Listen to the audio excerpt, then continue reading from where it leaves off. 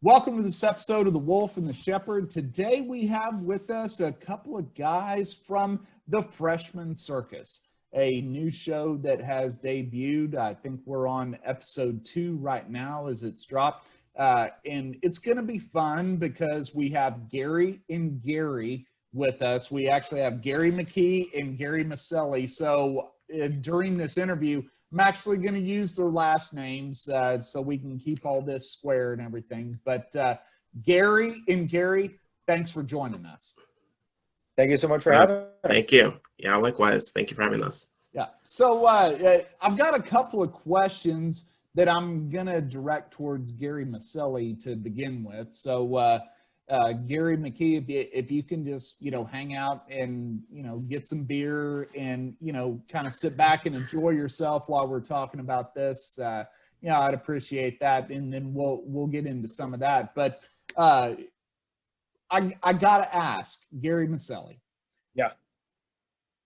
We just released a podcast episode the other day. And my co-host and I, and our co-host, he couldn't arrive today. He had some stuff going on, but we're huge Star Wars fans. And I'm reading up about you, and you have this one-man show that you do a lot of characters from Star Wars: A New Hope. And honestly, you would think we planned this, but our last podcast episode, we talked about Star Wars: A New Hope.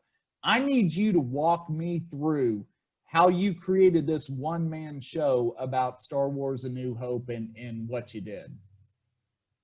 Right. So what I did basically is I condensed the 2-hour movie down to about 45, 50 minutes. I took some things out and put some new characters in, and I did this show just by myself. I did all the voices. I did all the characters on stage. Just me, no props, no sets. It was just me with khakis and a blue shirt, and I just ran through the entire movie. I did that a bunch of times at different places, and it was really, really fun. So you did all the voices yourself. Give me your R2-D2 voice. Before I know you probably got to get ready for it, but R2-D2 is my absolute favorite Star Wars character. So I got to hear what you did for R2-D2. That's good. I mean, that's better than I can do. I mean, he's tough. I always said that R2-D2 was the most vulgar character of all time. And so George Lucas. Yeah, you don't know what he's saying. Yeah, well, George Lucas basically had to bleep out everything the guy said. I mean, doesn't that make sense? Right. So good deal. Well, sounds like a lot of fun, and that shows kind of your creativity. I mean, to be able to take a movie like that has, so much in and out with that you got to go through. I mean, I would have loved to seen the show. Hopefully, maybe you can revamp it, something like that, maybe have us out to see it. But the other thing I wanted to ask you about is your book on collecting Hollywood. So you have this book about collectibles in Hollywood. What got you interested into that? Yeah. Okay, so I have been collecting memorabilia ever since I think the first thing I got, I was about 6 years old. A little Batman statue. I still have it to this day. And so I've been collecting for about 22, 23 years. I've worked with different companies. I've consulted a bunch for Hollywood memorabilia. And yeah, it's just all about collecting your favorite Hollywood treasure, preserving it, and keeping it for the future. I just got in my collection recently 2 scripts from the Dick Van Dyke Show given to me by someone that knew a producer on that show. And I said, well, if you don't want these scripts, I'll take them. I mean, this is part of American history. This is part of American television. So yeah, memorabilia is a humongous thing for me. Yeah. Well, what are some of the things that you've collected memorabilia that, other than those scripts from Dick Van Dyke, what are some of those home runs that maybe you grabbed a hold of?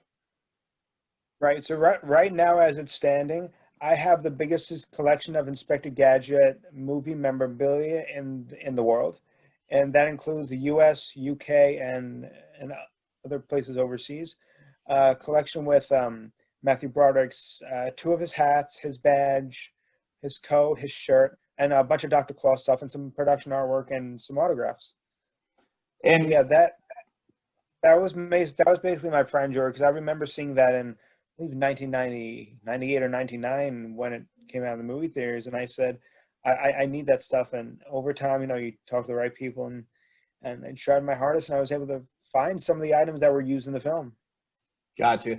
And what's that one elusive item that you would just absolutely love to get a hold of that maybe you've been hunting around for and you haven't found, or you had, the untold amount of money that somebody could just cut the check for? What's that one item that you say, hey, this is that piece of Hollywood memorabilia that I absolutely want?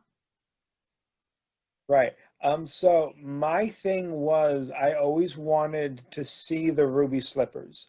Judy Garland's ruby slippers from The Wizard of Oz. To me, that item is priceless. You can never really put an accurate assessment on that thing. I went to Washington not too long before the virus, and I was able to see them in person. I said, if I had these, I would put them in a museum as well, because I think everyone around the world should see them. Right. Well, and I've seen them too. I mean, I remember going to the Smithsonian and everything and seeing that. And I mean, that's something you can't get a hold of, right? Or maybe if you're Nicolas Cage and you're stealing the Declaration of Independence, and at the same time, oh, and I'll grab the ruby slippers also. Is there something that is kind of floating out there that you would say is attainable, and you've been trying to hunt it down and maybe trying to figure out a way that you can grab a hold of that, or at least maybe help somebody else grab a hold of? Yeah, so I've done a lot of consulting work. Today I was talking to someone that wanted some original production scripts from like Child's Play, American Horror Story, and I kind of walked through the process of where to get them, and I showed her some stuff that is available on the market, and showed her some real stuff because we know there's a lot of fakes out there. But yeah, but the thing that I would really, really want for my collection as a holy grail, okay, so I would love to find Inspector Gadget's tie and his pants, so that I can complete my costume. So that I Gotcha. can one day have a mannequin with the entire costume on it and put it, archiving behind glass. Like that would be really, really good. I've been seeing those items for sale, but the thing that I saw for sale that I'm trying to get some original scripts from the TV shows that I love. Happy Days, Gilligan's Island, those are the shows from the 60s.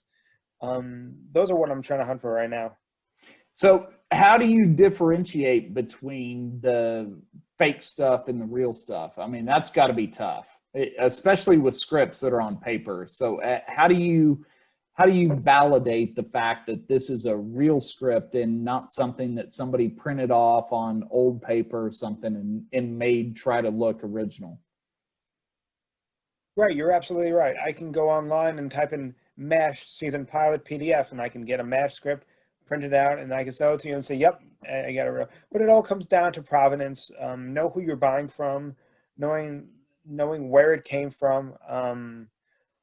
Luckily, I think in this field we've all gotten burned at some point, but you live and you learn. And yeah, I think provenance is probably the best thing. Where you're getting it from, if they're getting it from a source, where are they getting from? Maybe a producer was in the family, maybe their grandpa was on the show and he got an episode, or he was on an episode and he got a script. It really all comes down to who it is, if you could trust them, how their record is, how their history is. But yeah, like you said, I always say, unless you were there, you cannot confirm 100% that item was used in the film or the television show. You cannot say 100% because simply you weren't there. Yeah, no, that totally makes sense. And that's got to be tough with a lot of Hollywood memorabilia. And you get into some films that are famous films, and I mean, people make replicas all the time, especially going back to Star Wars, right? There's a whole genre of people that make fake lightsabers or fake Han Solo guns and all that stuff, and the replicas are so great that it's hard to say that this wasn't actual film used. And I think there's a term for that, right? That whether or not it was film used or something else like that, like hero cars. I've always heard that. This was a hero car that was in a movie or in a TV show or whatever, versus a car that was just used for pictures and for marketing stuff. So carries a different amount of value behind that. So great. Yeah. But so good to catch up on that. But hey, we're here to talk about your new show, Freshman Circus. And so, now we got Gary McKee. Now he's waking up. Now it's like, okay, now you're actually going to start asking me questions, right? So, but glad y'all are here to talk about this. So let's talk a little bit about Freshman Circus. So how did y'all come up with the idea of Freshman Circus? Well, I'll take this one. So it was actually Miceli and I met through Facebook, of all places. I think he was putting out a search, like, hey, I'm interested in finding new actors. And I was like, I wasn't doing anything at the time. We were stuck at home. So I was like, sure. I mean, what's the age range on this character? What are you looking for? So then he looked at my stuff. Like, I think he said he loved my comedy reel. And I was like, oh, yep, okay, great. I'll do this. So from there, it was just, originally it was me, Miceli, and our Miss Josephine, Jessica, and 2 other people. And we were trying to figure it out, like all gut things are trying to figure out like how to feel people, like, okay, I like you, I don't like you. And so something came up with the other 2 people. They had other commitments. So I said, hey, how about we just keep going? I could probably help you write something, because I just felt the idea was too simple to pass up. So I just felt like, hey, let's keep doing this. Like, I can find us people. So I reached out to 2 of my colleagues who Noelle, who's doing Ingrid, and Jesse, who's doing Kevin. And from there, I think everything started to take shape. And it's like, it's kind of like creating that souffle. It's like, oh my God, it's rising. It's rising. Yeah, no, totally makes sense. Totally makes sense. So when you're trying to, churn out this idea of, these freshmen, especially in this age of COVID that we're in right now, and that's kind of what you're basing this off of. Was there something that happened that you said, hey, here's a great idea for a show because of what's going on? Is that kind of the genesis of the project? Right. Well, I was finishing college at the time. I just finished in August 2020. So I originally had this idea in about June and July, because when we first got blasted with COVID, my school was saying, stay home, we'll do online. And I was like, all right, no drive for me, no half-an-hour drive. So when we logged onto Zoom, we saw people's real personalities. You saw somebody was in a bathrobe. You saw someone with like their mom keep walking back and forth. You saw people's bedrooms, and you saw the people that you went to school with. You really saw who they were. And I said, I think there could be something with this, but I want to make it as silly yet relatable as I can. All the characters in the show I went to school with. Like Kevin I went to school with, Gary McKee's character I went to school with. So I wanted to base all of it in reality, because I wanted people to say, I know these people. Yeah, no, that totally makes sense. And so as you're trying to fill in the other cast, you say you went to school with all these people, right? Oh, yeah. Yeah, I went to school with all these people. All these people were inspired. Like Kevin was inspired by someone I went to. I forget the class, but I had a class that there was literally a person exactly like Kevin in my class, and I said, maybe I'll use him one day, kind of thing. But now I never thought Freshman Circus would be this big beast. Right. No, and that's good. But of course, what we're dealing with right now with the whole COVID thing, everybody's on Zoom. Everybody's kind of held up everywhere, depending on what part of the country you're in. Do you think the show would have worked without the Zoom aspect? Like if you actually filmed it normally, do you think you could have spun it into a show that would have worked like a normal show? And I use the term normal, you know what I mean, but a regular show that was filmed, or would this just be kind of a Zoom type show? So I think everything that has to do with the show, all the writing in it, all the Zoom aspect, I think it would only work for now. Like I think I told Gary McKee this. I said if we do this, we have to do this now, because in a year and a half we're probably not going to be quarantined. So I don't know if it's going to be something relevant. And that's the thing. I also thought of this like kind of like a time capsule, where people can go back to it and say, why are they doing, oh, that's why they were doing Zoom. Right. Yeah, well, it's kind of like if you said to anybody in 2019, hey, I'm going to go by the drive-by birthday party today, and after that, then I'm going to go get another mask. You'd be looked at as crazy with all this that's going on. So it makes total sense. So going into what you're trying to put together with this show, could you see some kind of, when we exit this, quarantine or whatever you want to call it, could you see some kind of a reunion type show of, hey, now we don't have to be on Zoom, we don't have to do all this stuff, and kind of, push it into the next level? I would say yes, and solely for the reason that the characters can transcend this medium of Zoom, because they, as Miceli was saying, they're very relatable people. We worked hard to ground them in reality while also exaggerating certain features about themselves. I think it could even work as a I'm trying not to spoil stuff. Like as a dual, like a dramedy almost. Sure. Like a little bit of, Saved by the Bell with a little taste of 13 Reasons Why, maybe. Gotcha. So walk us through the characters.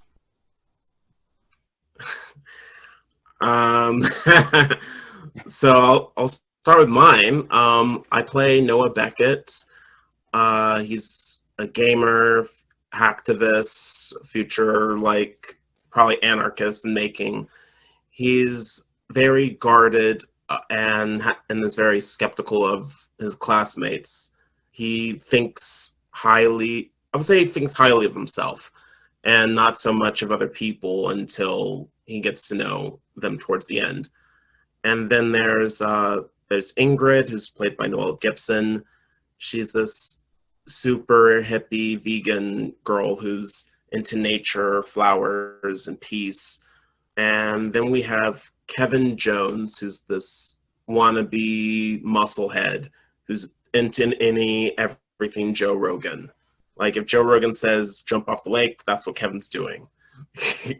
And yeah, we have Zeke. Want to take that one, Miceli? So Zeke is someone I think everyone should inspire to be. Right now, season 2, you really don't know much about him, but I'm sure everyone knows when they go to class and they go to college and whatever class they go into, there's always that one kid that's in the corner that's sleeping, and that's Zeke. But little by little, you start to see why he sleeps, and you start to learn more about him. So then we have Miss. Oh, sorry. Go ahead. No, you go. Well, I was just going to ask, so is Zeke one of those guys that kind of like I did in college where I had 8 o'clock classes, and I realized that was a huge mistake to actually have an 8 o'clock class because it was very hard to get there. And so that's why he's sleeping. I'm going to say this. I'm going to say he sleeps in class because of actually a legitimate reason. Okay. It's not like he's bored of class or anything, but he's sleeping for a reason. Gotcha. No, makes sense. Now, go ahead and fill us in with the other character. Oh yeah, there's the teacher, Miss Alana Josephine, played by Jessica Dardarian, and she's a young-ish teacher who's in over her head. I believe she feels like she can make a difference, but she's not quite prepared, as most teachers during this pandemic weren't prepared for the Zoom teaching life. So she finds herself usually in odds with her students and trying to maintain order. Hence why we called it like freshman circus. She's the unyielding ringleader. Yeah, no, totally. I get that, and that makes sense. So what separates this show from any other kind of let's say, teen comedy or almost post-teen comedy, dramedy, whatever you want to call it? What's the big difference other than the obvious fact of the quarantine and being on Zoom? Why would somebody say, oh yeah, here's why I want to watch this? What is that hook that y'all have? I would say the hook is really in the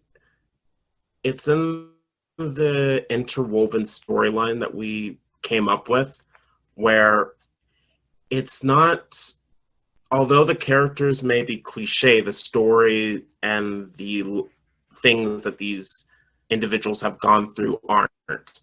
So it's very much them dealing with real issues, as Noah says at one time during the series, like real issues, not, what protein shake, not, the superficial things that often Hollywood tries to glamorize.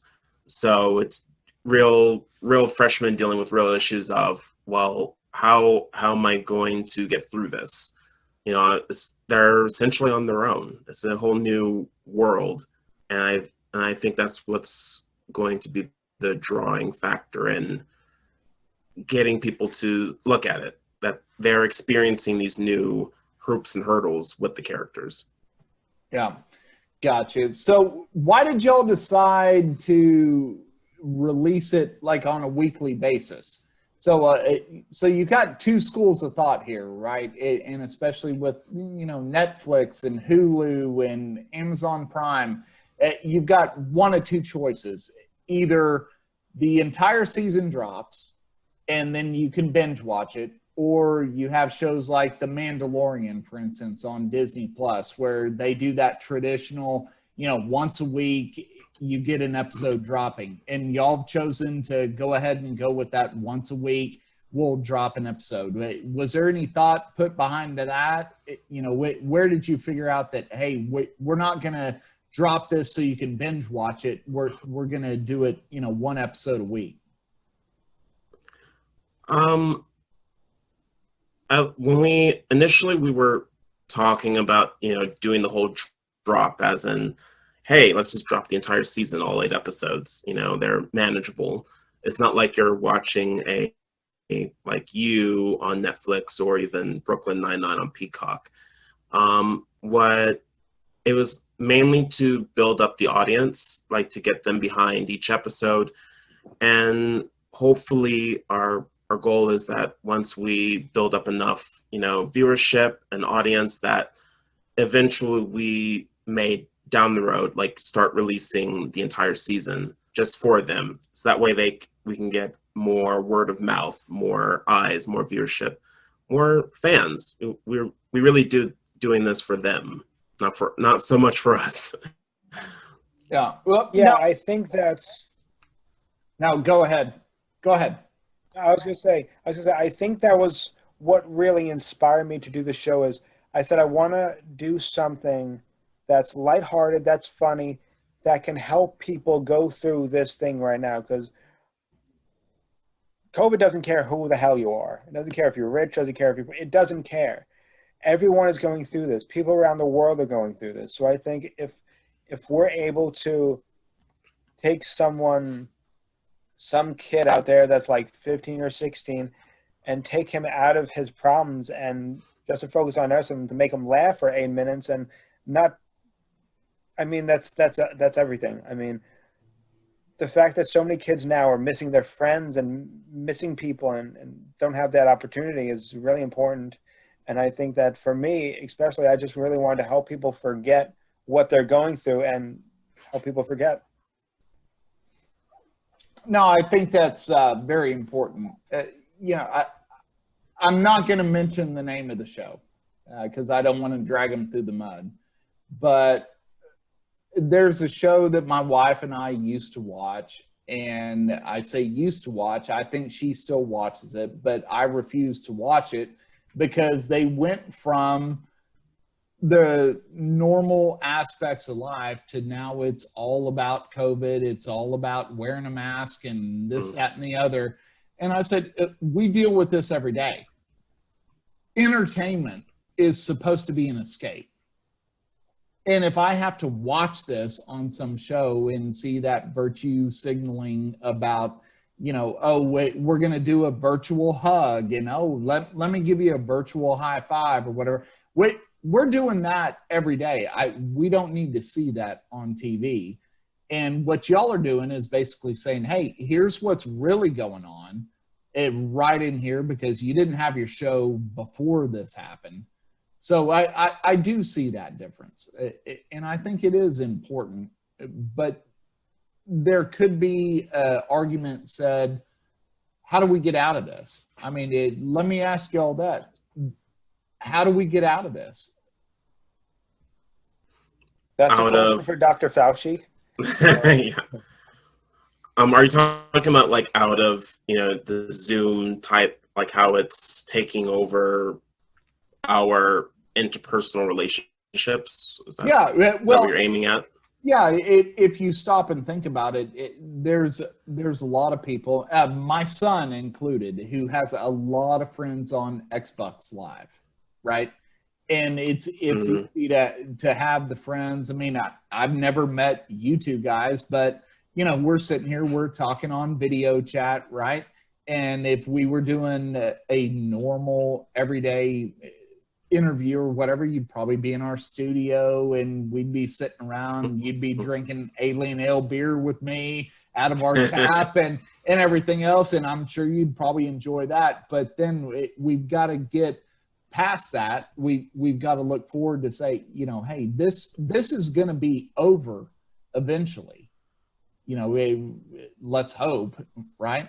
So where are we going to be? Are we going to still be stuck? Are there still going to be people that, based off of the fact that you can hide behind the computer screen and you can put a fake background like I have right now? I mean, like when we started this, I still had my Star Wars background on, right? I mean, you can hide behind all this. So do y'all see that as kind of a factor in what y'all are trying to communicate? Okay, so I see two things. Gary McKee, I would love to have your input in this as well after, but I definitely think that when the COVID boom hit, when they first went on TV and said quarantine, no one knew what the hell that meant. And so 3 weeks has turned into, because I remember it was originally 3 weeks quarantine. Now we're turning into almost a year of staying home. So I think that as soon as the COVID boom hit, where stay home, social media elevated to such a high level. Like that's when really social media boomed. TikTok, Instagram, Facebook, everything, because they all said, well, now what do we do? Especially for the people that are like 18 and under, even 21 and under, still going to college. think for them it's really, really big to still have that interaction with people. And I think that as soon as COVID ends, I think social media might dip again because everyone wants to go out and hug their friends and be with their friends and go experience life and experience the world. But I think that social media will still be there and films online will still be online because now that we had no other option of filming online, now we're saying to ourselves, we could still do this. I mean, we could still work from home. We could still make a TV show from on the computer. So it just broadened our horizon of what we can do and can accomplish at home. And I think we'll take that with us. So Yeah, and I'm gonna piggyback and say that there's been a lot of generosity from people this past year. Like there have been people I've communicated with that I otherwise wouldn't have been able to connect with. Like I talked to a gentleman up in Canada who edited my reel, and yeah, he did it for free, and usually that costs like a couple $100 in LA. I think we're seeing that social media is bringing people together and giving us that, and other people are thereby giving out that generosity. I feel that in order to get through this, to answer your question, it's going to take more a part of us as humans, people, to not take for granted the going to a concert anymore, or that handshake or the hug that you had from people every day. And that, at least for me, my line of work for like as a living was, as an actor, but I also to pay the bills. I was a brand ambassador. I did a lot of promo work and things at events like Staples Center, you name it.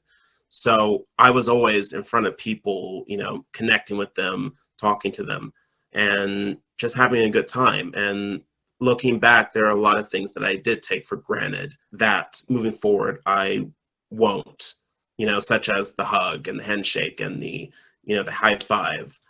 So I think it starts with us not taking advantage of the things that mean the most to us. Sure. And I guess one way to look at it, like you say, the high five, the hug, the handshake, or whatever. I shook hands with a guy last week, and we both kind of looked at each other funny, like, when's the last time you shook hands? It's that used to be just a normal thing. And of course, I know y'all aren't in Texas. Texas, we're a little bit different down here. We're like, okay, yeah, COVID's a real thing. We're not pretending it's not, but we also say, hey, we're not gonna stop a lot of this. But there's a lot of people that you walk up to and they're not quite sure. Do you shake hands? Do you fist bump? Do you do all that? And I think the social interaction is going to still be bizarre once we get past all this stuff. So in going with that kind of theme, and especially with what your show is trying to show, right? Let's say everything goes away.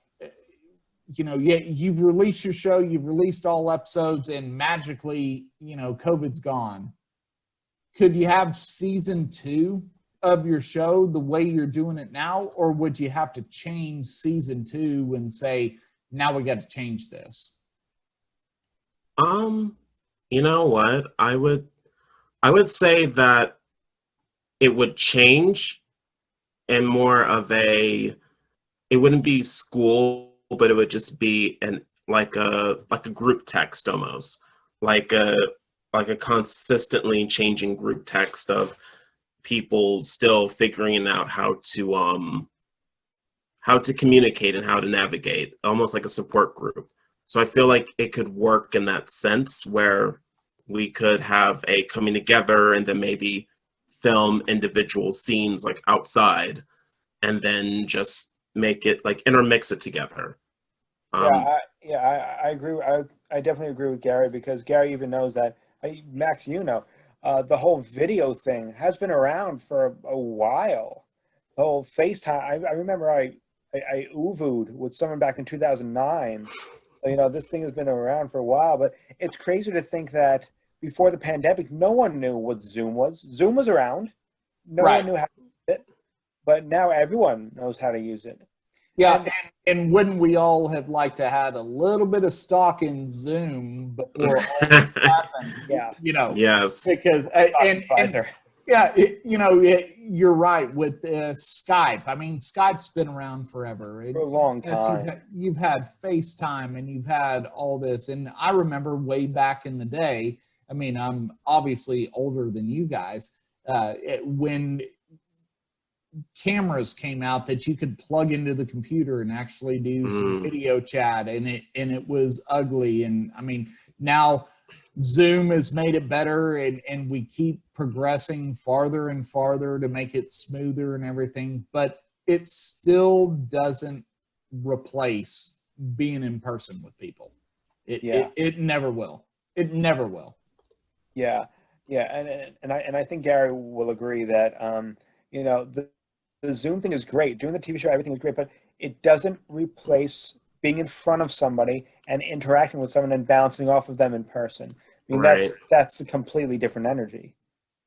Exactly. I mean, there were times where I just wanted to say, like, hey, like, let's do no, we can't do the high five thing. Or I think even one of the other castmates was saying, like, maybe we should play around with the idea that maybe one of us breaks quarantine. Should we move on with the season 2? And it's like, wait, what are you doing over there? It's like, yeah, about that, we've been quarantined together. It's like, wait, what? Yeah. So. All right. So moving forward, what y'all's plans after this show? Gary McKee can answer that for me. Oh, great. So Miceli's working on this Operation Fandom thing, and it's 50 years, correct me if I'm wrong, of movie history. Yeah, the project is called Fandemic. 50 fans celebrate 50 years of cinema, and what it is basically is we're taking clips from we're taking reenactments from people around the world, and they're doing reenactments of, like, someone's doing Spider-Man from 2002 and someone's doing, like, Dark Knight from 2008, and we're compiling these clips, so it's 50 years in a row, and we're doing it in one film. It's going to be a gigantic fan film of people reenacting their favorite movie from home. And that's the only rule we gave them, is don't leave the house, use what you have, and it's been really amazing. Somebody just sent us a reenactment yesterday or the day before they were finished. Some girl did The Little Mermaid, and she used her daughters. Like, to get her daughters involved and to have fun for at least a day, that's all what it's about. I wanted to give people an outlet to help people not turn on CNN again. Yeah. So last question, and I'm going to go with McKee first and then Miceli. Best movie ever made? Oh, easy. 2008's Dark Knight, Christopher Nolan. Miceli? So when you say best movie, what do you think, like, best movie to me, or, like, what I think the #1 movie on the AFI list should be? Let's go with both. And I'm sure you're going to be incorrect, because I'm going to tell you what the correct answer is. So the best movie ever made, for me, I don't have one. There's so many amazing, magical, wonderful, wonderful films, but there's too many. But tell them the #1 on the AFI. We've had this conversation. Oh, #1, and please don't say what everybody else says. I can't even think of the movie right now. What's the name of the movie that Casablanca? Oh no, that's actually the correct answer. Yeah, of course. Casablanca is the correct answer. But no, I was thinking of Rosebud. Why can't I think of the name of the movie? Oh, Citizen Kane. Citizen Kane. There we go. Yes. Yeah. Everybody always says Citizen Kane, but no. Casablanca to me is the best movie ever made, hands down. But So not to steal your thunder, Miceli, but now yeah. now that you know the correct answer, what would you put up there?